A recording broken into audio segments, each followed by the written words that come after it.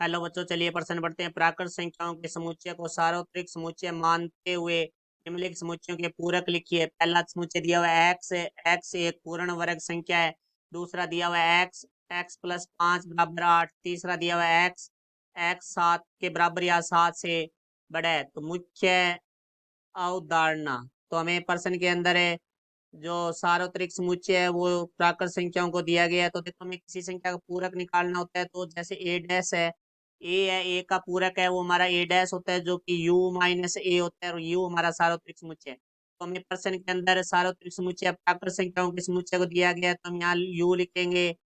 X, x एक प्राकृत संख्या है। अब हम हमारे प्रश्न के बारे में बात करते हैं। जो नीचे हमें जो समुच्चय दिए गए हैं, तो पहला समुच्चय दिया गया है जिसे हम मान लेते हैं, मानना ए बराबर हमारे पास है एक्स, एक्स एक पूर्ण वर्ग संख्या है। तो अब हमें इसे का पूरक निकालना है। पूरक का अर्थ होता है ए डैश निकालना है। ए डैश होगा हमारा U minus A. U minus A का अर्थ है कि यू में से ए के अवयव को छोड़कर शेष अवयव है वो हमारे ए का पूरक कहलाता है। तो देखो भाई, हम यू में प्राकृत संख्याएं हैं, यदि उसमें से ए मतलब पूर्ण वर्ग संख्याएं छोड़ दें तो शेष संख्या है वो हमारा ए का पूरक कहलाएगा। तो यहाँ से देखो भाई, हमारे पास है ए डैश बराबर आ जाएगा एक्स, एक्स एक प्राकृत संख्या है जो पूर्ण वर्ग नहीं है। मतलब पूर्ण वर्ग को छोड़कर शेष प्राकृत संख्या है वो हमारा एक का पूरक होगा। अब हम दूसरे समुच्चय के लिए बात करते हैं। तो दूसरे समुच्चय को हम बी से लिखते हैं। तो देखो भाई, बी बराबर समुच्चय का निशान एक्स और एक्स प्लस 5 बराबर हमारा है 8। तो अब देखो, इसको हल करते हैं, हम रोस्ट रूप में लाते हैं। तो x प्लस 5 बराबर हमें दिया गया है 8। तो यहाँ से x बराबर आ जाएगा 8 माइनस 5। तो x का मान आ जाएगा हमारे पास 3।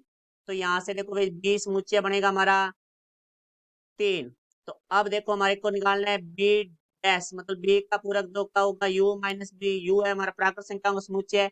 इनमें से हम बी के अवयव को छोड़ दे तो शेष बी का पूरक लाएगा। तो मतलब 3 को छोड़ दें तो हमारे पास देखो क्या होगा, एक्स, एक्स एक प्राकृत संख्या है, परंतु एक्स बराबर नहीं है 3 के। क्योंकि 3 नहीं होगा, क्योंकि 3 बी में है तो बी का पूरक है, बी को छोड़कर होगा।